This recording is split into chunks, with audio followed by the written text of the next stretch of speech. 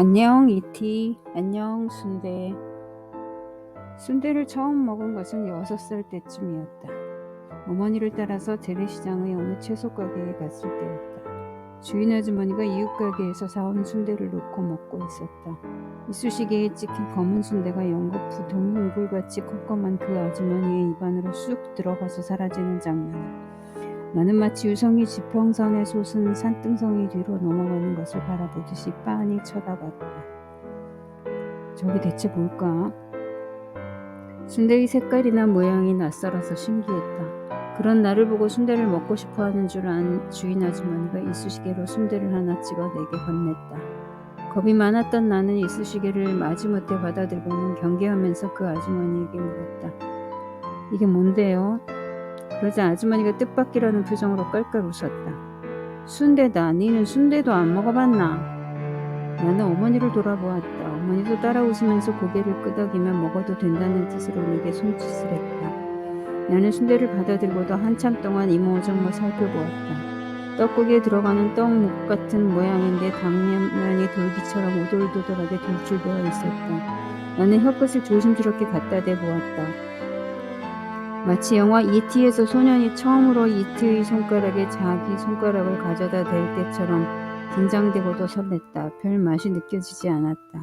나는 마치 귤을 까듯 손으로 까만 순대 껍질을 까기 시작했다. 그것을 보고 채소가게 주인 아주머니도 그 집에 와 있던 손님도 어머니도 와락 웃음을 터뜨렸다.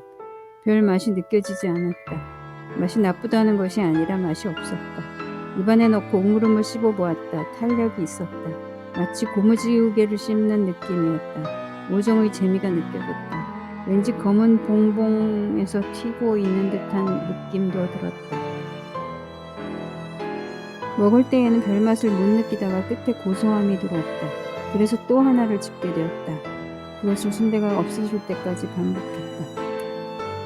그 뒤로는 어머니와 시장에 갈 때마다 순대를 먹었다. 소금에 토닥토닥 찍어 먹고 쌈장에도 찍찍 찍어 먹었다.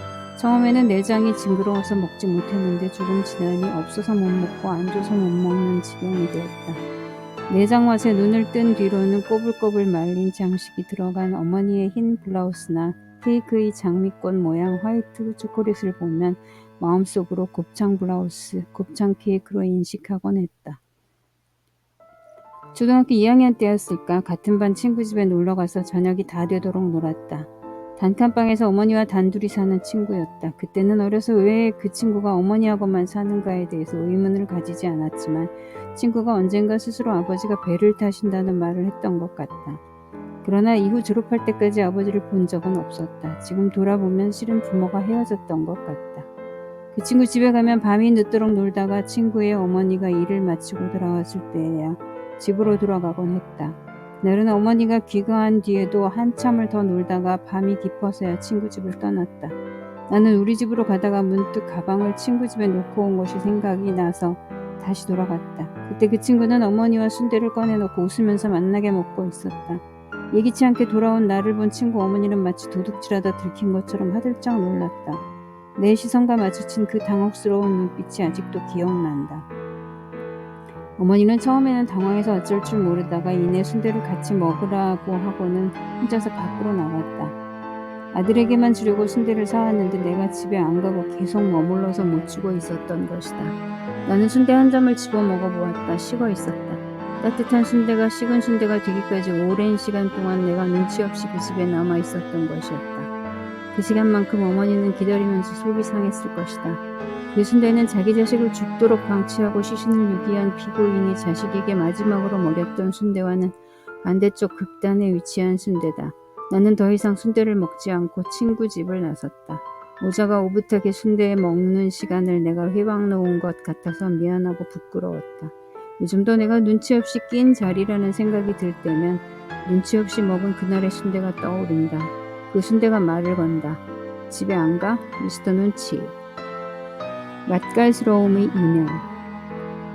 당면 순대는 아주 맛없기도 어렵지만 아주 맛있기도 어렵다. 그렇다고 모든 당면 순대가 같은 것은 아니다. 당면 순대는 당면만 들어가는 것이 아니기 때문이다. 당면 외에 찹쌀, 선지, 마늘, 생강, 부추, 콩, 양파, 우거지, 비계도 들어갈 수 있다. 재료가 신선하고 다양할수록 더 맛있는 것은 물론이다. 그런데 우리 딸은 순대가 맛있는 이유가 순대를 둘러싼 껍질에 있다고 한다. 껍질이 고소하고 질겅질겅 씹히는 것이 재미있다고 한다. 내가 그것은 돼지 창자라고 하니 놀라서 찹쌀떡만한 작은 손으로 퍼뜩 입을 가리고 으액 한다. 딸이 말하는 순대의 껍질은 순대피다. 순대피를 뭐로 쓰는지에 따라 순대의 틀이 결정된다. 막창을 쓰면 순대피가 두껍고 흰색을 띈다. 막창은 그 자체만으로도 쫄깃하고 고소하지만 상대적으로 질기고 두꺼운 편이라 순대소와 따로 논다는 단점이 있다. 반면 순대피가 얇고 부들부들한 대창이나 소창이면 순대소와 함께 씹혀서 순대피가 있는지 없는지 못 느낄 수도 있다. 순대 부속품으로는 곱창, 허파, 염통, 암뽕, 간, 혀 따위가 있다. 내장에서 누린내가 나지 않아야 상등품 순대다. 내장 중에 가장 인기 있는 부위는 고소한 맛의 오소리감투다. 오소리감투는 돼지 위장인데 쭈글쭈글한 만큼 쫄깃쫄깃하다. 맛있어서 오소리가 자취를 감추듯 금방 사라진다고 해서 오소리감투다. 어느 지방법원의 지원에서 일할 때 지원장님이 순대를 만드는 과정을 보고 나면 못 먹는다고 말한 적이 있다. 그만큼 지저분하다는 뜻이다. 그런 말들을 이전에도 왕왕 들었지만 지원장이 직접 그런 말을 하니 거부감보다도 인정하고 싶지 않은 마음이 들었다. 마치 내가 순댓집 아들이라도 되는 것처럼. 그 무렵 나는 매일 야근하고 집에 가는 길에 포장마차에서 순대와 어묵을 먹으면서 스트레스를 풀던 터였다. 그로부터 얼마 후 식품 사업을 하는 친척 형님을 만난 자리에서 순대 만드는 과정을 직접 보고 싶다고 말했다. 친척 형님은 별 희한한 녀석이 다 있다는 듯 껄껄웃더니 지인이 공장에서 순대 만드는 과정을 볼 수 있게 해주었다. 순대피 안에 들어가는 순대소를 만드는 과정이 생각보다 손이 많이 갔다. 당면, 찹쌀, 부추, 마늘, 생강 등 재료를 제각기 잘게 자르거나 갈아서 익히고 뒤섞여야 했다. 그때까지만 해도 청결도 면에서 보통의 요리를 만드는 것과 그리 다를 바 없어 보였다. 그런데 그것을 다 모아서 고무대야에 쌓아놓으니 순대소 반죽이 거대한 음식물 찌꺼기처럼 보였다. 쭈글쭈글한 수창이나 대창 순대피는 쓰고 난 콘돔을 연상시켰다. 그 콘돔 같은 것에 깔때기를 꽂고 음식물 찌꺼기 같은 순대소 반죽을 꾸역꾸역 밀어넣는 것이 순대 제조 과정의 핵심이었다. 요즘은 기계가 보편화됐다고 하지만 그전까지는 순대피에 순대소를 넣는 작업이 쉽지 않았다고 한다. 순대피 입구에 깔때기를 끼우고 순대소를 조금씩 밀어넣고는 그것을 순대피 가장 끝부터 일일이 채워야 한다. 그것을 곧바로 찜통에 옮겨 담는 것이 아니라 물이 담긴 솥에 넣고 장시간 삶아야 한다.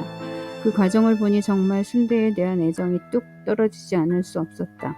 순대 만드는 것 안 본 눈 삽니다.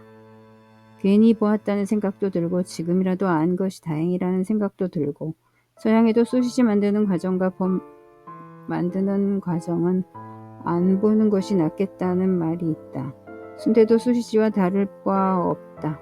삶으면 순대가 되는 것이고 훈연하면 소시지가 된다.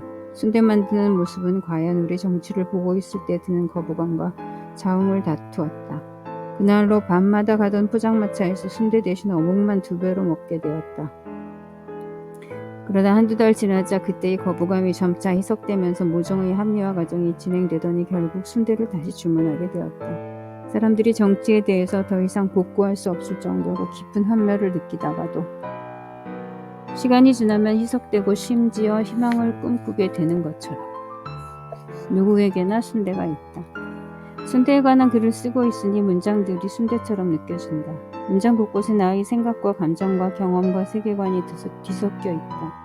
소설이나 에세이를 쓴다는 것도 방에 틀어박혀서 문장 안에 들어갈 순대소를 믿고 만족해서 그것을 문장 안에 집어넣고 주물럭거리는 것이다. 좋은 생각과 감정과 사상을 재료로 섞어야 좋은 문장이 나온다. 그런 재료를 얻고자 삶을 경험하는 과정이 마냥 아름답지만은 않다는 점도 순대 만들기와 닮았다. 순대는 창자다. 누구에게나 순대가 있다. 자신의 순대 뭉치에서 힘이 솟는다. 그래서 단전도 창자쯤에 있다. 영어로도 창자가 용기와 끈기를 의미한다. 청년 시절에는 내가 배짱이 큰 줄 알았다. 의지할 데도 없고 가진 것도 없이 낯선 서울에 올라와 살면서 누구 앞에서도 주눅들지 않았다.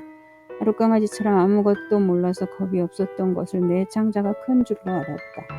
그러나 들어보면 나는 나 자신을 있는 그대로 마주할 만큼 배짱이 두둑하지 못했다. 그래서 정작 내면에서는 작은 바람만 불어도 번번이 유도 선수에게 낚아채인 것처럼 휙 중심을 잃고 쓰러지곤 했다. 그렇게 허약하고 허전해 창자에 순대를 그토록 많이 집어넣었는지도 모르겠다. 지금은 그렇게 약하지는 않다. 간간히 그런 느낌이 들 때도 있지만 중심이 흔들릴 정도로 외롭거나 공허하지도 않다. 길가 포장마차에 틀어놓은 라디오에서 장기하의 노랫소리가 순대 냄새와 함께 흘러온다. 이번 건 내가 절대로 믿고 싶지 않을 거야. 그것만은 사실이 아니길 바랄 거다. 하지만 나는 별일 없이 산다. 나는 사는 게 재밌다. 매일매일 하루하루 아주 그냥.